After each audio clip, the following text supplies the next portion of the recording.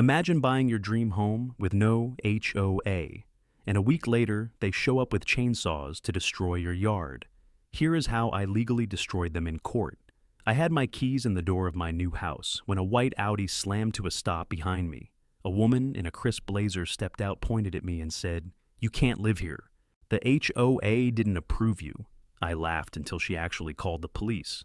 When I tell people this story, most of them assume I'm exaggerating. They think I'm adding spice for drama or padding the details to make it sound better. But every word you're about to hear is exactly how it unfolded. Starting with the moment I set foot on the property I inherited from my Uncle Walt. It was just past noon when my wife Emily leaned forward in the passenger seat and whispered, "Lucas, it's even prettier than I remembered." I had to agree. The road curved gently up the hillside, the kind of slow bend that lets you take in the whole scene. The tall pines at the edge of the lot swayed in the breeze, and sunlight broke through in soft, golden strips across the old porch. The house wasn't fancy. 2 stories wood siding, plenty of age on it, but it was solid, honest, a home that felt lived in, even after sitting empty. Our son Caleb was the first one out of the car. He jumped down with the excitement only an 8-year-old can manage and yelled, "Dibs on the room with the big window." Emily laughed, shaking her head the way she always does when he gets ahead of himself. "Let your father open the place first, sweetheart." I stepped up to the front door with the key I'd been carrying around in my pocket for almost 2 months. Long enough to imagine this moment 100 different ways. I checked the paperwork again out of habit. Probate documents, the tax parcel map, showing clearly that the land sat outside any subdivision, and the title confirming what I already knew. This wasn't just a house, it was freedom. No HOA, no rules committee, no community standards. Just our family, a piece of land, and the life we plan to build on it. I put the key into the door, and that's when everything changed. A sharp screech of tires cut through the quiet. I turned around just in time to see a white Audi glide to a stop behind our moving truck, blocking the driveway like it owned the place. The door opened, and out stepped a woman in a pale blue blazer, heels clicking across the gravel. The way she moved it was like someone stepping onto a stage already expecting applause. 2 men climbed out after her broad shoulders, matching polo shirts, and the words, "Silver Horizon Estates, HOA Compliance Division," stitched across their chests. The kind of coordinated uniforms that tried a little too hard to look official. The woman planted herself between me and my own driveway and called out, "Excuse me, you can't be here without clearance." I blinked, thinking she was lost. "I live here," I said, "or I'm about to. My name's Lucas Wright." She frowned like the very syllables offended her. "This property falls under the jurisdiction of the Silver Horizon Estates HOA. All move-ins must be pre-approved." Behind me, I heard Emily step closer. "Lucas, what is she talking about?" I held up my folder. "This lot isn't part of any HOA. It never has been. County zoning confirms it." But the woman who would later introduce herself as Karen Aldridge didn't even look at my documents. "That may have been true once," she said, "but we updated the boundaries in 2023. This parcel is now within our authority." I let out a breath and tried not to laugh. "Ma'am, you can't just redraw landlines because you feel like it." Her smile tightened. One of the compliance officers stepped forward, puffing his chest, and said, "We'll need to inspect the premises immediately." Emily put a hand on my arm. Even Caleb had gone quiet. "No," I said firmly. "You are trespassing. This is private property." Karen's eyes narrowed with a cold, rehearsed confidence. "Then I'll call the police," she said. "Let them sort it out." And with that, the first stone of a much larger avalanche began to roll. I watched Karen Aldridge pull out her phone like she was drawing a weapon she'd been waiting all day to use. Her fingers moved fast, practiced confident, too confident. Emily stepped beside me, her voice low. "Lucas, is she serious?" "Oh, she's serious," I whispered back. "And she has no idea she's wrong, or at least that's what I thought at the time." Karen didn't bother speaking quietly. She wanted us to hear every word. "Yes, hello. This is the HOA president for Silver Horizon Estates. I need officers dispatched to my location immediately. We have an unlawful occupancy. Unlawful occupation." You'd think I'd stormed Fort Knox. I crossed my arms, leaned against the porch post, and let out a slow breath. Unbelievable. The two compliance officers spread out a little, one drifting toward the front corner of the house, the other toward the side yard, as if they were assessing a crime scene. Their polos stretched tight across their shoulders, and both wore the same clipped expression, half boredom, half authority fantasy. I stepped forward. "Hey, don't go wandering around my property. You have no right to be here." The taller one stopped, turned his head just enough to let me know he'd heard me, but not enough to acknowledge I existed. Karen snapped her fingers sharply. "Gentlemen, stay within visual range." Visual range, not a phrase normal people use. Then she turned her attention back to me with a professional smile meets predator look. "Mr. Wright, the sooner you understand how our community operates, the smoother this transition will go. There is no community," I said evenly. "Not here, not this house. I checked the records myself." "Oh, I'm aware," she replied, adjusting the sleeve of her blazer. "But the board voted to update our jurisdictional boundaries in late 2023. This lot became part of Silver Horizon shortly after." Emily spoke up, trying to keep her voice calm. "Our realtor said this home wasn't part of an HOA. The title search came back clean." Karen gave her a pitying smile. "That's because the old boundaries were still on file. It takes time for county databases to update. Bureaucracy is slow." I stared at her. "So, let me get this straight. You're saying your HOA simply expanded beyond its development onto private land without notifying the owner." She nodded like a teacher rewarding a student for catching up. "We do what's necessary to maintain standards." There it was, that word again. Standards. A beautiful word when used for craftsmanship or personal character. A terrifying one when used by someone like her. I opened my binder and pulled out the tax parcel map printed in color, stamped by the county recorder's office. "These are the official lines," I said, "and they have not changed." She didn't even glance at the papers. "That map is outdated." "No," I said, controlling my voice. "It's the one the county uses right now." Karen gave a small dismissive shrug. "We'll let law enforcement sort it out." Behind us, Caleb tugged lightly on Emily's sleeve. "Mom, what's happening?" Emily knelt and put an arm around him. "It's okay, baby. Dad's just talking to some people." But her eyes told me she didn't believe that, not for a second. The taller compliance officer suddenly spoke. "Mrs. Aldridge, do you want us to begin the preliminary exterior review?" Karen nodded once. "Yes. Document any nonconformities. We'll need a full report." I stepped between them. "No one is reviewing anything not 1 inch. This is private land." Karen rolled her eyes, and it wasn't a small gesture. It was the kind of eye roll you could see from a mile away. "Mr. Wright," she sighed, "you're only making this harder. For who? For you." Just then, the distant hum of an engine echoed up the driveway, growing louder as 2 sheriff's cruisers came into view. Blue and red lights flickered against the tree trunks. Karen straightened her blazer, lifted her chin, and smiled like a queen, welcoming her loyal guards. And as the cruisers rolled to a stop, I thought to myself, this is either going to be cleared up in 1 minute, or it's about to become the worst moving day in American history.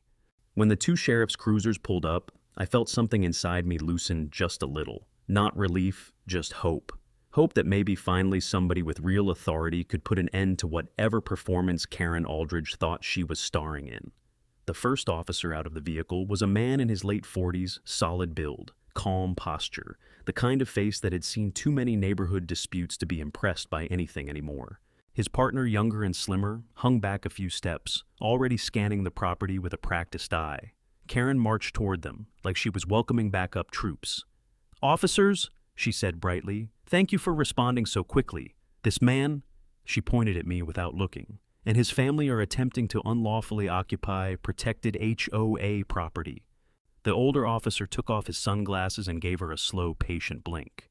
"Ma'am, I'm going to need you to take a breath and start from the beginning." Karen didn't breathe. She launched straight into a speech. "This parcel is under the jurisdiction of the Silver Horizon Estates Homeowners Association. These people moved in without board approval. We require all occupants to undergo compliance orientation before." I stepped forward. "Officer, none of that is true. This isn't part of any HOA. I have the documents right here." He turned to me, hands resting calmly on his duty belt. "All right, let's see what you've got."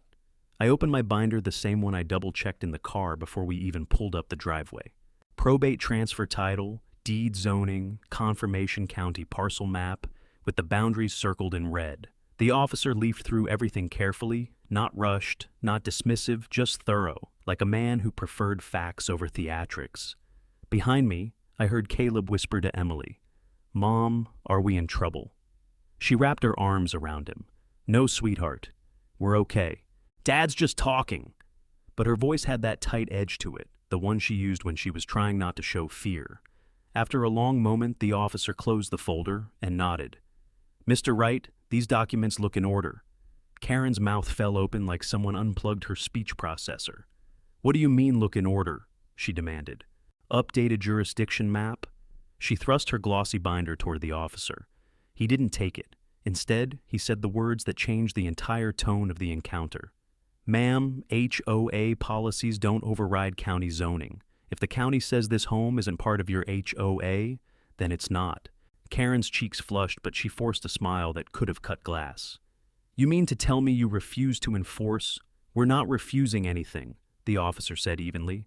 "But what we have here is a civil dispute, not a criminal one. We don't handle those." I felt my stomach drop. "Wait," I said. "So if she comes back tomorrow or next week or whenever she wants, that's a civil matter too," the officer said. "You'll need to work it out through the courts." Courts as in lawyers' hearings, piles of paperwork, months of stress, and Karen heard it all loud and clear. Her smile grew slow and poisonous. "Well," she said, "thank you for confirming that." The younger deputy finally spoke up.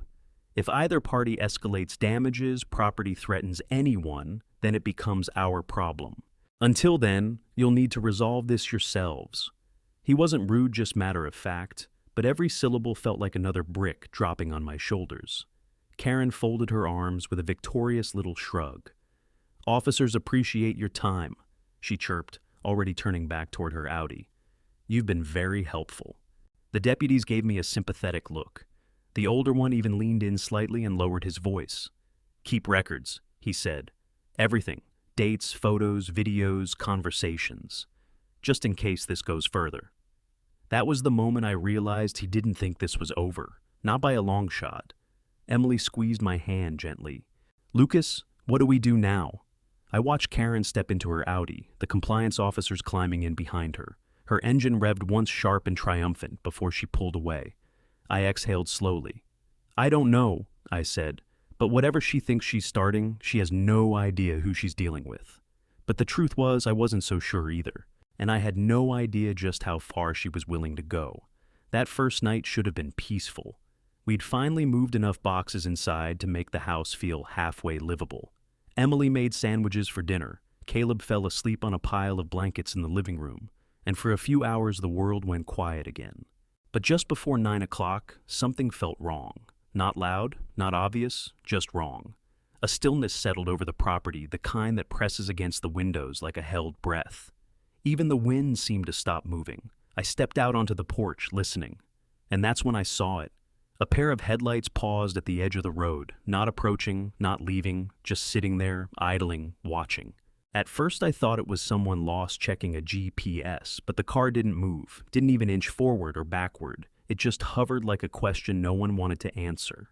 I slipped my phone out and quietly started recording, a simple precaution I told myself. Then the car pulled away slowly, deliberately, like whoever was inside wanted me to see them leave. When I stepped back inside, Emily was waiting at the door. "Was that her?" she whispered. I didn't want to assume, but I also didn't want to lie. "I don't know," I said, "but I'm not liking the timing." She bit her lip, glancing toward the living room where Caleb slept, curled under a blanket decorated with little blue rockets. "I don't want him to be afraid." "He won't be," I said, though I wasn't entirely convinced myself. "He won't even know anything happened." But kids always know. They always feel when the air changes.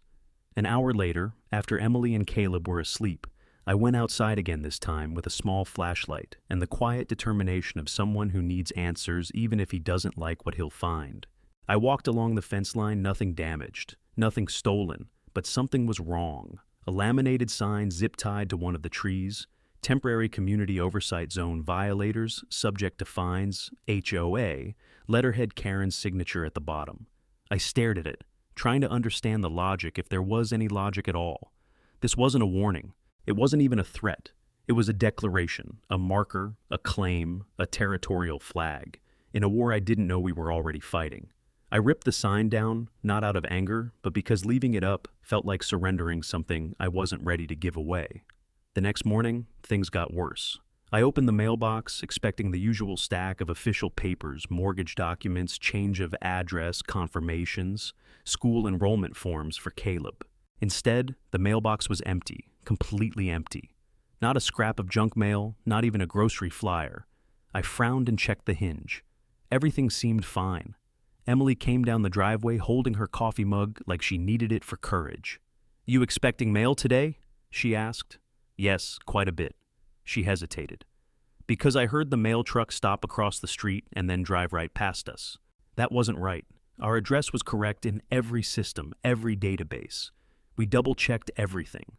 I went inside, sat at the kitchen table, and called the local post office.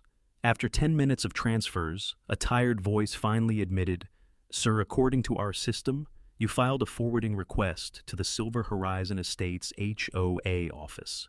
My pulse froze mid-beat. "I didn't file that," I said. "I want it removed immediately." "We can flag it," the woman said carefully, "but you'll need to come in person to file a report." I thanked her, hung up, and realized my hands were trembling slightly. She was still coming at us quietly, strategically, without leaving fingerprints. Just enough interference to disrupt our lives, but not enough to trigger a criminal charge. I stepped outside again. The morning sun lit up the hills beautifully as if nothing were wrong, but the air felt tense, unsettled. Emily joined me on the porch, arms wrapped around herself. "Lucas," she said softly, "she's not going to stop, is she?" I shook my head. "No, I don't think she's even started." The next morning I woke to the low rumble of diesel engines, heavy, steady, unmistakable, the kind of sound that doesn't belong on a quiet hillside. For a moment I thought maybe it was a delivery truck, or maybe the neighbor's tractor, but the moment I stepped outside, all doubt vanished.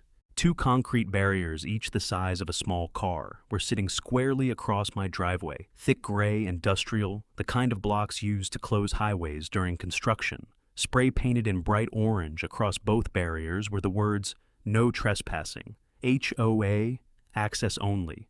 It took my brain a moment to register what I was looking at. Not a prank, not a mistake, a message, a loud, unmissable message. Behind me, the screen door creaked open. Emily stepped out slowly, robe pulled tight around her shoulders. She whispered, "Oh my God!" And I don't know why, but I suddenly felt embarrassed, like I had failed to protect her. Failed to protect Caleb, and failed even before the real fight had begun. I walked up to the barrier and ran my hand across the cold concrete. The spray paint was still fresh. My fingers picked up a little dust of orange. "Lucas!" Emily said again, softer this time. "What is she doing? What is she trying to prove?" "I don't know," I said, "but she wants us to think she's in control." I could feel anger gathering low in my chest like a slow burn, but I forced myself to breathe. Older men in my family used to warn me, never let fury make the first move. Reason gives you more leverage, and I needed every inch of leverage I could get. I pulled out my phone and began recording, not with the frantic energy of someone trying to make a scene, but with the quiet, deliberate calm of someone building a record. A record for the sheriff, a record for a judge, a record for whoever would have to clean up this mess later. I spoke clearly into the microphone. "This is my driveway. These blocks were not authorized. This is unauthorized obstruction by the Silver Horizon Estates, HOA." Emily stood close behind me. I knew she didn't want to be on camera, but she stayed anyway because she understood why I was doing it. If the police weren't willing to protect us, yet I needed the public to. I called a towing company. The dispatcher hesitated when I explained the situation. "This a neighborhood dispute, sir, HOA stuff?" "Yes," I said, "but these barriers are on my property. I need them removed." "Well, we can send someone, but you'll have to sign liability waivers, all of them." I signed every waiver. Small price to pay for reclaiming my own land. It took nearly an hour for the tow truck to arrive, and when it did, the driver, an older man with a heavy mustache, gave me a long, knowing look. He didn't say it, but I could tell he'd seen this sort of nonsense before. "All right," he said, slapping the side of his truck. "Let's get these damn things out of your way." I kept recording as he hooked chains around the first barrier. The metal screeched and groaned. concrete scraped against gravel. It sounded like someone dragging a tombstone across the earth. The whole time I scanned the road, half expecting Karen's Audi to appear like a bad omen, but she didn't show. Not yet. By the time we rolled the blocks down the hill and left them on public land where they legally belonged, I had nearly 20 minutes of video. I uploaded the footage to my social media account, not with a dramatic caption, not with a rant, just a simple sentence. This is what happens when an HOA thinks it owns your land. I didn't expect much from it. Maybe a few comments from friends, maybe a handful of people saying, "Wow, that's crazy." But within an hour, the video had 5,000 views. By lunchtime, 20,000. By evening, 50,000. The comments poured in. "This is insane. That's illegal. What HOA is this? They've lost their minds. Dude, lawyer up now. Post everything. You need proof." And for the first time since this mess started, I didn't feel alone. Emily watched the numbers climb from over my shoulder. She wasn't big on social media, but even she understood the significance. "You think this will help?" she asked quietly. "I don't know," I said truthfully, "but at least people are seeing what's happening." She took my hand. "Good, because I have a feeling she isn't finished." I looked down the hill toward the winding road. "No," I murmured. "She's just getting started." By the end of that week, I'd learned something important. Silence was never really silent out here. Even when the wind stopped, even when the house settled into its old wooden frame, even when the world around us seemed still, I could feel the tension humming beneath it all, like a storm gathering itself far off in the distance. And that storm came walking right up to my fence line one evening, disguised as a nervous young man in a hoodie. I was on the porch sipping coffee that had long gone cold, replaying the events of the past few days in my head. The concrete barriers, the mailbox tampering, the late-night surveillance. I kept wondering where the next blow would come from. Then I saw someone standing near the mailbox at the edge of the driveway, not approaching the house, not calling out, just waiting.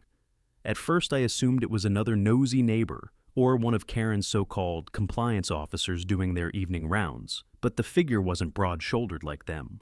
And instead of a polo shirt, there was a worn gray hoodie pulled over a head that seemed uneasy. I set down my mug and walked toward him, keeping my voice steady. "Can I help you?" The man stepped forward, hands raised slightly like he wanted to show he wasn't a threat. "Mr. Wright, Lucas Wright?" "Yes," I said cautiously. "Who are you?" He pushed the hood back, revealing a young face, maybe late 20s, with tired eyes and a guilty expression that didn't seem to belong to someone who enjoyed causing trouble.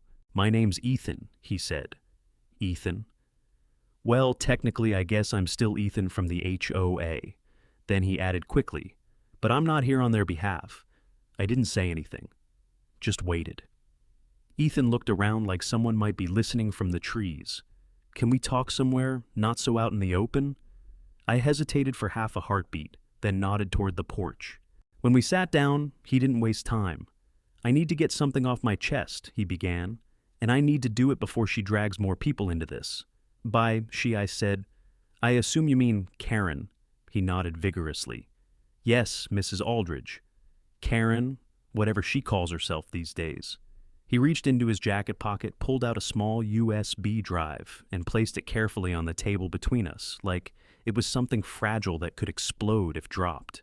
"What's this?" I asked. Everything he whispered, or at least enough. He took a slow breath before continuing. "Listen, Mr. Wright. I didn't sign up for this. I joined the HOA because I needed steady work, fixing sidewalks, checking storm drains, walking dogs for older neighbors. It wasn't glamorous, but it was honest. And Karen, well, she wasn't always like this." He paused, shaking his head. "But the power got to her the authority. And when she got the idea of expanding jurisdiction, everything changed." I leaned forward. "Tell me exactly what she did." Ethan swallowed. "She made us sign a new boundary map, one she created, not the county, not the developers, her. She said it was for order and community integrity. But when I hesitated, she threatened to write me up for insubordination, said she had the board wrapped around her finger. If I didn't sign, she'd make sure I never worked in property management again." Emily stepped quietly onto the porch, wrapping Caleb's blanket around her shoulders. She didn't interrupt, she just listened, eyes drifting between Ethan and me. Ethan continued, voice trembling slightly. "That USB, it has more than emails, more than the fake map. It has a recording. recording of what Emily asked softly. Ethan looked at her, then back at me. A closed-door meeting from last week. His voice dropped. I wasn't supposed to hear it, but I left my phone charging in the meeting room, and it recorded everything. He pushed the USB closer. You need to listen to it, but not around your son. She wasn't just planning to make your life difficult. She was planning to bury you alive in violations. Her exact words were, he paused, collecting himself. If the law won't handle him, we'll bury him under a mountain of citations until he begs to leave. Emily inhaled sharply. Caleb thankfully was asleep inside. I stared at the tiny USB drive, a piece of plastic no bigger than my thumb, and realized it might be the single most important object in my entire life at that moment. Ethan's shoulders sagged as if saying the words took something out of him. I'm sorry, he said quietly. I didn't know how far she'd go until I heard that meeting. And when I saw the concrete barriers when she started messing with your mail, I knew she wasn't going to stop. He stood stuffing his hands into his pockets. I can't help her anymore, and I can't stay silent. I don't want to be part of destroying someone's home or someone's family. I stood up as well. Ethan, I said, you did the right thing coming here. He nodded once, stepping backward down the porch steps. Be careful, Mr. Wright, he said. Karen isn't playing a game. She thinks she's keeping order, and she'll do anything to protect that illusion. Then he turned and disappeared into the dusk. I picked up the USB and closed my fingers around it, a small, cold weight, a smoking gun, and I knew from this moment on, whatever happened next wouldn't just be about property lines or HOA rules. It was about exposing a truth someone very powerful did not want the world to see. I don't remember the exact moment I woke up that morning. What I do remember is the sound chainsaws plural, not the distant hum of a neighbor trimming a tree, but the violent ripping roar of 3 or 4 saws cutting through something thick, something close. Emily shot upright beside me, clutching the blanket like it was the only solid thing in the world. What is that? She whispered, but I already knew. I didn't answer. I was out of bed before my feet fully hit the floor. The moment I opened the front door, the world snapped into a nightmare I wasn't prepared for. There were men, actual crews in neon work vests, scattered across my yard like an invading force. One man was sawing straight through the lilac hedge my uncle planted 30 years ago. Another was uprooting the pathway lights with a shovel, ripping them out like weeds. 2 more stood beside a white pickup truck plastered with decals that read, Silver Horizon Improvement Team, HOA, branding official-looking, calculated. I jumped off the porch steps so fast I nearly tripped. Hey, get off my property! For a moment, no one reacted. The chainsaws drowned everything out. Then one man turned, lifting his visor. HOA renovation order, he shouted over the noise. We're bringing the property up to community standards. My voice cracked with anger. This property is in your community. He didn't even blink. We were told it is. And we have permission. Permission from WHO. He pointed behind me, turned, and there she was. Karen Aldridge standing next to her black Lexus like a general surveying a battlefield she already believed she owned. Big sunglasses, perfect blazer, a smug smile so confident that it made my stomach twist. She didn't shout. Her voice carried in that cold, calm way only certain people can pull off. Good morning, Mr. Wright. I hope you're ready for the upgrades. Upgrades, I said, stunned. You're destroying my property. We're correcting nonconformities, she replied pleasantly. The board approved light gray paint for the porch. And we're redoing the lawn to match HOA-compliant turf. Think of it as an investment. I stepped toward her, pointing at the ruined hedge. You forged documents, redrew boundaries, tampered with my mail. Allegedly, she cut in. You keep forgetting that word. Behind me, a sharp crack sounded wood splintering. I turned just in time to see the old garden gazebo collapse as 2 workers finished sawing through the remaining supports. My chest tightened. That gazebo was one of the last things my uncle had built before he passed. Emily screamed from the porch. Lucas, they're coming toward the house. Caleb stood behind her, holding onto her legs, wide-eyed, silently terrified. That broke something inside me. I stormed toward the workers, but the 2 HOA compliance officers, the same men from her earlier visit, jumped in front of me. One placed a hand on the butt of something on his belt. Not a gun, maybe a stun device or baton. Sir, step back, he said. HOA has temporary oversight. Temporary what? Karen clasped her hands behind her back like she was discussing afternoon tea. Emergency community integrity provisions? She said, quoting nonsense she clearly made up. We can take corrective action while we review your suitability. Suitability. Like I was applying for citizenship in her personal kingdom. Emily shouted from the porch again, voice shaking. Lucas, please, call the police. I did. They arrived in 20 minutes, and when they stepped out of their cruisers, I saw something shift in their faces. Not surprise, not outrage, but resignation. The older deputy raised both hands. Everyone stop now. The workers actually complied, maybe because they thought law enforcement would side with Karen again. The officer walked the length of my destroyed pathway, surveying the damage slowly, methodically. I watched his jaw tighten. He turned to Karen. Ma'am, do you have any legal authorization for this? Karen held up her binder, the one she used like a holy script. As I explained before, officers this property falls under. He cut her off. And as we explained before, HOA guidelines do not override county zoning. Then file a notice, Karen snapped. But until the dispute is resolved, we are maintaining community standards. The deputy sighed a heavy, defeated sound. Mr. Wright, he said quietly, we'll take statements and document everything. But this is still a civil dispute. We can't arrest them for property damage unless a judge rules. Civil! Emily cried out. They nearly cut into the porch. They scared our son half to death. The younger deputy placed a sympathetic hand on his belt.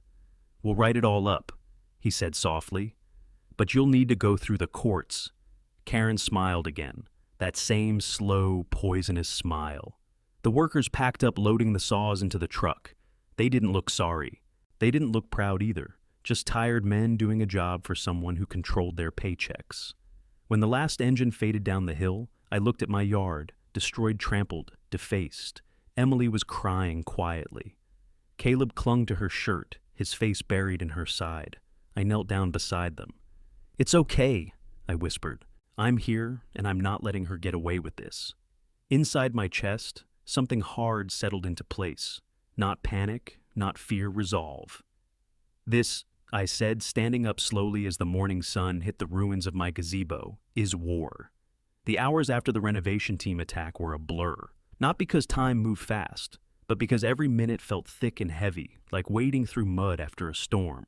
Our front yard looked like a small tornado had chosen us, and only us. Sawdust everywhere, splintered beams, the old lilac hedge, nothing but stumps and shredded roots. The garden path lay crooked where the workers had ripped up the lights and the gazebo. God, the gazebo. Emily refused to let Caleb outside to see it. She pulled him into the living room, turned on cartoons, and tried to keep her voice steady every time he asked what was going on. I walked around the yard, slowly filming everything. Not for drama, not for social media, this time for evidence. The police had already told me twice that this was a civil matter, but I knew better now. Karen was counting on that phrase. She was using it like a shield, and the only way to fight someone hiding behind a shield was to build a bigger one. I was halfway down the walkway when Emily stepped onto the porch. She wasn't crying anymore. She'd moved past that. Now she looked afraid, really afraid. Lucas, she said quietly, someone's at the driveway. I turned. A car I didn't recognize was parked just behind the fence line. A silver sedan, not shiny or fancy, just there watching. A man sat inside, but didn't get out. Not Karen, not one of her uniformed puppets. This was someone new. Stay inside, I told her. I walked halfway down the driveway enough to show I wasn't scared, but not enough to get near the car. The man inside raised his hands in a small, apologetic gesture and rolled down his window. Mr. Wright, he asked. Yes. Who are you? My name's Ron. I saw what happened. I frowned, staying cautious. You a neighbor? He nodded. 2 streets over, people talk, and when trucks with chainsaws start cutting into someone's property, people notice. What do you want? I asked. Ron leaned forward, his face earnest and tired. I just want to warn you. Karen, she's not stupid. She's dangerous. She's been trying to push the HOA boundaries for years. Most people are too scared to stop her. His eyes drifted to the ruined gazebo. And now she thinks you're her new project. I felt a cold weight settle in my stomach. You're saying she's done this before? Not exactly like this, Ron said, but close. Harassing people, faking citations using emergency provisions that don't exist. She loves power, and she hates being told no. He hesitated, then added, "She'll escalate until someone stops her." Before I could ask more, he put the car in gear. "I shouldn't be here," he said. "She has people who watch the block." "Does she know you're talking to me?" "Oh, she'll find out," Ron said with a grim smile. "She always does." Then he drove away. Emily stepped out again. "What did he want?" "A warning," I said softly, "and I think it's one we should take seriously." Emily wrapped her arms around herself, staring at the destroyed yard. "Lucas, I don't feel safe anymore." I looked at her, really looked, and I realized just how shaken she was. The fear in her eyes wasn't about property damage. It was about our family, our son, the home we thought we were building. And that fear, that's what made me call the sheriff's department again. When the deputies came back this time, an entirely different pair, I met them at the driveway. "Officers," I said, "I need to file a report." This I gestured around at the devastation. This was intentional destruction of private property. The younger deputy took one long look and whistled under his breath. "Looks bad," he admitted. "Bad," I snapped. "This is criminal," but the older deputy, the one with more gray than brown in his hair, opened his notebook slowly. "Sir," he said calmly, "we can document the damage, we can take photos, we can make a report." And then, what he chose his words carefully. Too carefully. "Then the matter will go to civil court." I stared at him. Civil court. They tore down part of my house. They vandalized my yard. They trespassed. "And you'll be able to present all of that to a judge," the deputy said, trying to sound reassuring. Behind him, Emily stood with her arms around Caleb, who clung to her side silently. Something inside me broke. Not despair, not hopelessness, resolve. I stepped toward the deputy, lowering my voice so Emily wouldn't hear the tremor in it. "So, you're telling me," I said slowly, "that if they do this again, if they come onto my property with chainsaws, if they threaten my family, there's nothing you can do?" He didn't answer for a long time. "Finally, unless they threaten bodily harm, this stays civil." Karen had found the loophole. She wasn't stupid, she was strategic. The deputies took their photos and drove away, leaving us standing in a yard that no longer felt like ours. Emily placed a trembling hand on my arm. "Lucas, what do we do now?" I looked at the torn-up earth, the shattered gazebo, the ripped hedges. "What do we do?" I took a deep breath. "We fight," I said, "and not with chainsaws, not with shouting, not with fists with a lawyer." And as I said it, I remembered the USB in my pocket, the map, the emails, the recording. I wasn't alone anymore. It was time to use it. I didn't sleep much the night after the second police visit. Emily didn't either. Every time the old house settled, every time a branch brushed against the siding, every time the heater kicked on, we both jolted awake. Caleb had nightmares. That part hurt more than anything. Around 5 o'clock in the morning, after another stretch of lying, there listening to the house breathe, I got out of bed and made a decision. It was time to get help, real help, not deputies with tied hands, not concerned neighbors, not comments on a viral video, a lawyer. I'd already done some research after the concrete barrier incident. People online kept mentioning one name, Graham Lockwood, former prosecutor specialized in property law reputation for being as gentle as a grandfather until the moment he stepped inside a courtroom. Then he became something else entirely. By 8 a.m., I was sitting in his office, and the moment I met him, I understood why people recommended him so fiercely. He was tall but not imposing, gray hair combed back neatly, wire-rimmed glasses perched low on his nose. He didn't look like a fighter. He looked like a man who had lived enough life to know when fighting was necessary. He gestured for me to sit.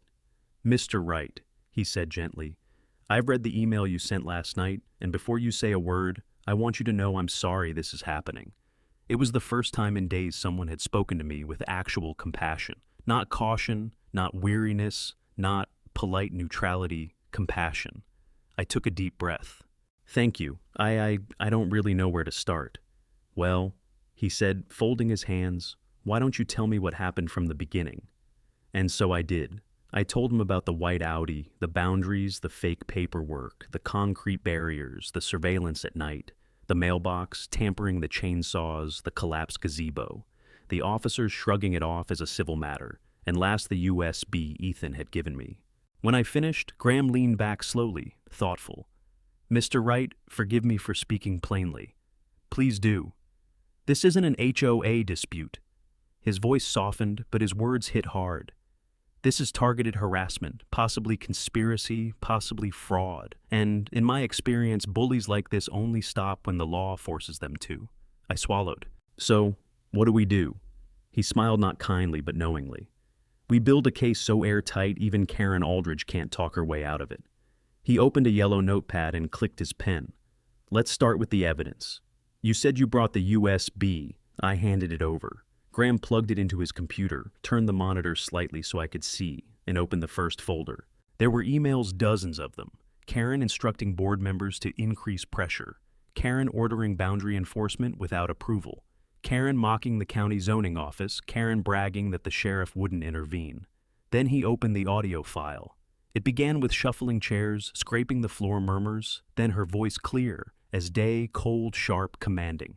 "He's a threat to order. If the law won't handle him, we'll bury him under a mountain of violations until he begs to leave." Graham paused the recording, then he took off his glasses. "Well," he said softly, "that's what we call malicious intent." "Is that enough?" I asked. He looked me dead in the eyes. "That Mr. Right is enough to make a judge's eyebrows touch the ceiling." He turned to the next item, the fake boundary map. He expanded the digital file, scanning the metadata. Filed from a non-official device. Timestamp doesn't match county logs. Poor formatting. This wasn't just illegal, it was sloppy. He shook his head. "You'd be amazed how often arrogant people forget the basics." I let out a long breath I hadn't realized I was holding. "So what happens next?" Well, Graham said first, "We file an injunction, an emergency one. We stop them from stepping foot on your property again, not even an inch." He began writing. "Second, we file a lawsuit. We go after her for damages, fraud, tampering, trespass, mail, interference, property destruction, and emotional distress." He glanced over his glasses. "And yes, emotional distress is going to matter, especially with a child in the home." At the mention of Caleb, something in my chest tightened. Graham continued. "Third, we bring this recording to the county prosecutor. This isn't just civil, this borders on criminal conspiracy." I opened my mouth to respond, but he lifted a hand. "And fourth, we build momentum. You said your video went viral. It took off faster than I expected." He smiled. "Good. Public pressure matters. Judges read the news. Prosecutors listen. Sunlight is a powerful disinfectant." He slid a thick stack of papers in front of me. "Now I'm not going to sugarcoat this. The next few weeks will be hard. Karen will push back. She'll get ugly. She might even try something desperate." He paused. "But the difference now is that you won't be standing alone." For the first time in days, I felt something other than fear or anger. Relief. Real relief. I shook Graham's hand. "Thank you." "You'll thank me," he said, when she's standing in front of a judge wondering how her little empire collapsed. He gathered the documents. "I'll file everything today. You go home. Be with your family." I left the office feeling lighter, stronger, prepared for whatever fight Karen had planned next. But even with a lawyer, even with the evidence, even with the truth on my side, I had no idea just how explosive things were about to get. Because Karen wasn't done. Not even close. The county courthouse didn't look intimidating from the outside. Just an old brick building with too many windows and not enough parking. But the moment we stepped inside, I felt the air change. A courtroom doesn't smell like fear or tension. It simply holds them quietly, like a deep breath waiting to be released. Emily walked beside me, fingers laced through mine. Her grip was firm, but I could feel the tremor in it. I didn't blame her. I felt it too. Caleb stayed home with her sister. There was no way I'd let him witness what was about to unfold. Graham Lockwood, our attorney, walked in front of us with easy confidence. Not cocky, not showy, just steady. Like a man who knew the weight of truth and how to carry it without shaking. Across the room sat Karen Aldridge, dressed in a sharp white suit that made her look like she was the one presiding over the hearing. Her posture was proud, chin high, hands folded neatly on the defense table. She didn't glare at me. She didn't sneer. She just watched with a faint amused tilt in her head, as if this entire proceeding was a mild inconvenience to be swatted aside. She truly believed she couldn't lose. Then the judge entered. Judge Beatrice Lund had the kind of presence that quieted a room without raising her voice. Her robe flowed around her like she was carved from stone. She settled into her seat, adjusted her glasses, and looked at the papers before her. "Let's begin," she said simply. Graham stood first. His voice was calm, deliberate. "Your Honor, this case is about more than a boundary question. It is about falsified records, harassment, property destruction, and a systematic attempt to force my clients out of their home." Karen's attorney rose to object, but the judge motioned for Graham to continue. He clicked a remote, and the courtroom projector lit up. The first slide showed the official county zoning map, cleanly color-coded, time-stamped, documented, completely irrefutable. This, Graham said, is the real boundary map. Then he clicked again. Up came the forged one, Karen's map. Sloppy digital lines, new borders that magically swallowed our property whole, a fake committee stamp and metadata showing exactly who created it, the name K. Aldridge. The air in the room shifted as if the building itself leaned forward to get a better look. The judge peered over her glasses. "Mrs. Aldridge," she asked, "did you create this document?" Karen lifted her chin. "That is a board-issued boundary update. As president, my approval is..." "I asked," the judge said firmly, "if you created it." Karen hesitated for the first time. Before she could speak, Graham continued pulling up county server logs that clearly proved no such boundary request was ever filed. The judge's eyebrows tightened into a single line. Graham then opened the folder containing dozens of emails Ethan had given us. The projector filled with Karen's written words. "We need to increase pressure. He'll fold eventually. We can control the narrative. Start citing violations the moment the fence goes up. We'll make it so miserable he begs to leave." Karen's lawyer scrambled to object again, but the judge shut him down with one sharp glance. Then Graham clicked on the audio file. Karen's voice filled the courtroom, sharp cold, dripping with arrogance. "He's a threat to order. If the law won't handle him, we'll bury him under a mountain of violations until he begs to leave." The room went still. You could hear every breath, every heartbeat, every inch of Karen's composure cracking. She shot to her feet. "That recording was private. It's taken out of context." "Sit down," the judge said. Karen sat, but her eyes burned with disbelief. Her certainty, her arrogance, her imagined untouchable authority, every inch of it was unraveling. Next came the photographs, the mail forwarding fraud. The surveillance car parked by our fence at night, the concrete barriers, the chainsawed hedges, the shattered gazebo, the uprooted lights, the live stream of the renovation team ripping through our yard. When the video played, Emily reached for my hand. My throat tightened. Watching it again made everything feel fresh, raw. When the footage ended, the judge leaned back in her chair for a long moment, eyes closed, as if weighing the full weight of what she'd seen. Then she opened them and spoke.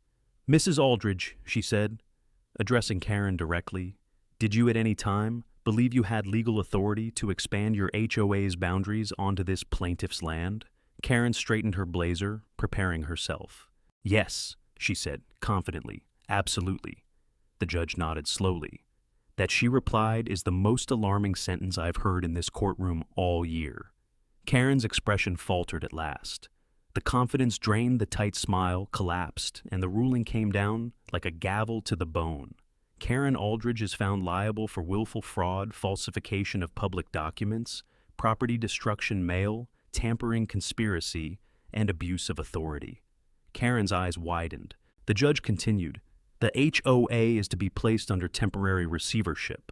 All board activity is suspended pending a full audit." A pause. "And damages awarded to the Wright family total $1,200,000. Graham didn't move. Emily covered her mouth. My breath caught, but the judge wasn't done. "Mrs. Aldridge Boris," she said evenly, "you are hereby remanded into custody pending criminal review." Karen stood up trembling. "You can't do this," she hissed. "I was protecting the community. I was preserving standards. The bailiff placed handcuffs around her wrists. Her voice cracked. "I was protecting order." They escorted her out as she struggled to regain any shred of control, but it was over. Utterly over. When the door shut behind her, you could feel the room exhale as one. Graham turned toward me and placed a steady hand on my shoulder. "It's done," he said softly. "You got your life back." But even then, standing in a courtroom where justice had finally been served, I knew the story wasn't finished. There was still the part that came after, the part where we rebuilt what she tried so hard to take away. And that story was just beginning. The house felt different after the verdict. Not louder, not quieter, just lighter.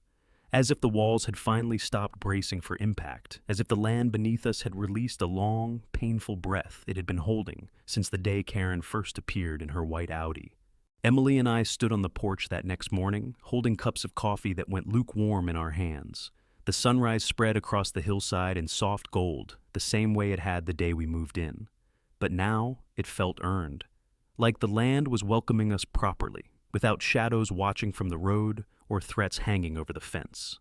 Caleb shuffled outside, still in his pajamas, rubbing his eyes. "Dad, is she gone?" I crouched, placed a hand on his shoulder, and nodded. "Yeah, buddy, she's gone." He didn't ask anything else. Kids understand far more than adults give them credit for, especially fear. Emily pulled him close. "We're safe now," she whispered, and for the first time in weeks, she didn't sound like she was trying to convince herself. By mid-morning, the contractors Graham recommended began arriving. Real contractors, not the fake improvement team Karen sent with chainsaws and forged orders. These were older guys, steady hands, quiet voices, respectful in a way that soothed the entire property just by standing on it. A broad-shouldered man named Marco got down on one knee beside the shredded lilac hedge. "This old thing's been here a long time," he murmured. "It was my uncle's," I said. Marco nodded thoughtfully. "We'll get it back." He didn't say it to comfort me. He said it like a promise carved into stone. Over the next week, the yard slowly began stitching itself back together. New hedges, new pathway lights, fresh soil, stronger beams for the gazebo.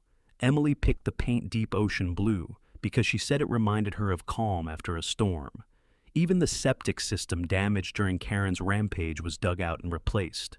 Every nail driven into the new framework felt like we were reclaiming something, piece by piece. One afternoon, while I was helping Caleb unwind a stubborn garden hose, a familiar car pulled into the driveway. Ethan stepped out holding a clipboard and a sheepish smile. He looked older than he had a month ago. Same age, but heavier with experiences he never asked for. "Hey, Mr. Wright," he said. "Just call me Lucas." He nodded. "Lucas? I'm with the oversight team now, you know, the one the court appointed. Thought I should stop by." Emily came onto the porch and gave him a small wave. Ethan waved back, then looked around at the repaired yard. "It's bad," he said quietly. "The HOA books the internal emails, old complaint stuff she hid from everyone. None of us realized how deep it went." He paused, eyes drifting to the freshly painted gazebo. "She scared everyone, even the board members who didn't like her. She built this machine, and people stayed quiet because it felt safer than getting crushed." He handed me a stack of documents drafts for new simple HOA guidelines. No annexations, no emergency powers, no surprise citations. Just normal stuff. Trash pickup and sidewalk, repairs the way it should have been. I thanked him. He nodded once and said, "You helped all of us whether we ever say it out loud or not." And then he left, leaving the air a little lighter. A few days later, the local paper ran a story on the court ruling. Then, a regional TV station picked it up. Before long, websites known for covering absurd HOA disasters were contacting Graham for comment. The articles didn't mention my name beyond initials. That was Graham's doing, but they did name Karen. Every detail of her downfall spread across the county like wildfire. People learned about the forged map, the harassment, the collapse in court. Then something else emerged, something none of us expected: her psychological evaluation. According to the documents, Karen suffered from obsessive control tendencies rooted in deep unresolved trauma from losing her adult son in a hit-and-run accident years earlier. The accident happened in a neighborhood with no oversight, no cameras, no patrols, no order. And that was the word that appeared most in the report order. She believed order kept people safe. She believed order prevented chaos. She believed order was the only way to stop the world from hurting her again. I read the evaluation twice. Emily read it once, then quietly set it down. She looked at me. "Do you feel sorry for her?" I took a long breath. "I understand her," I said, But understanding doesn't mean forgiving. Emily nodded and leaned against me as the breeze moved through the mended hedges. Over the next week, neighbors began showing up one by one. Some came with casseroles, some with wine, some with quiet apologies. An older couple brought a handwritten card. "Thank you for standing up. We were scared too." I kept that card. I still have it. The HOA shrank almost overnight. Board members resigned, others stepped in. The charter was rewritten from the ground up. No more power grabs, no more intimidation, no more emergency provisions, just a neighborhood again, not a kingdom. When the last contractor packed up his tools and drove away, the property felt whole. Better than whole, it felt defended by truth, by law, by our own stubborn refusal to be bullied out of what was ours. One evening, Emily and I sat on the new porch swing, swaying gently as the cool air moved up the ridge. Caleb was playing in the yard again, really playing, laughing like he used to. Emily rested her head on my shoulder. "I haven't heard him laugh like that in weeks," she whispered. "It's good to hear," I said. The sun dipped low, crickets began their nighttime chorus, and for the first time since we moved in, the peace felt real. "This is home now," she said softly, and I knew she was right. A year passed before I even realized it. Time has a strange way of moving after a long fight. It doesn't rush, it doesn't drag, it just heals quietly like a steady hand, bandaging something you didn't notice had been bleeding. The property looked different now, better, safer hours. The new gate had gone up last month, wrought iron, tall and sturdy with clean brass accents that caught the sunlight in a way that made the whole driveway glow. Emily said it looked a little dramatic, but I liked it. It felt like a line in the sand, a promise made of metal. Across the top, in strong lettering, we chose together, it read, "Private property, no ho, no nonsense." Emily raised an eyebrow at the phrase, "no nonsense." I told her it was my polite version of what I really wanted it to say. She rolled her eyes, but I caught her smiling. In the evenings when the cicadas hummed and the breeze carried the smell of cedar and cut grass, I found myself walking down to that gate, just to look at it, at the quiet road beyond, at the curve of the hill, at the stretch of land we almost lost because one person thought her will mattered more than the law. The house behind me had changed too. The new hedges had filled in. The repaired walkway curved gently past the garden lights, and Caleb's swing set, rebuilt by a neighbor who insisted on helping, stood strong and level, squeaking softly when the wind nudged it. The land had its voice back, its peace, its heartbeat. Every now and then, the local paper still called, asking if I wanted to comment on the HOA case or the results of the federal audit. Apparently, the audit uncovered years of Karen's creative bookkeeping.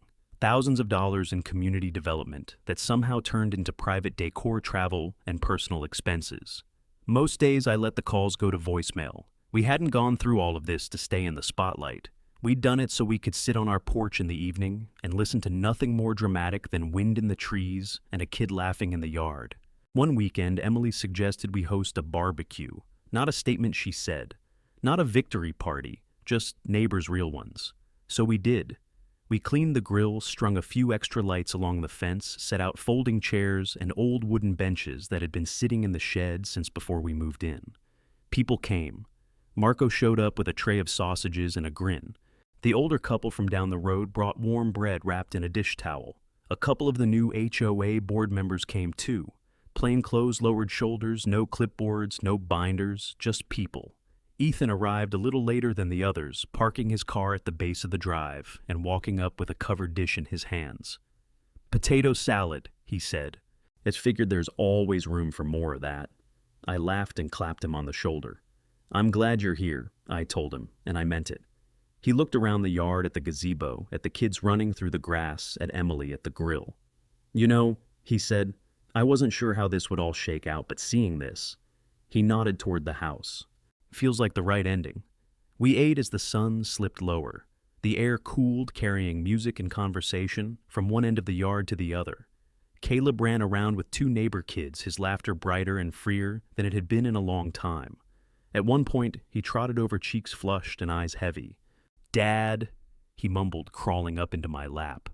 "Are we going to stay here forever?" I looked out across the property, the gate, the trees, the blue-painted gazebo, the lights glowing soft along the path. "Yeah, buddy," I said, "we're staying."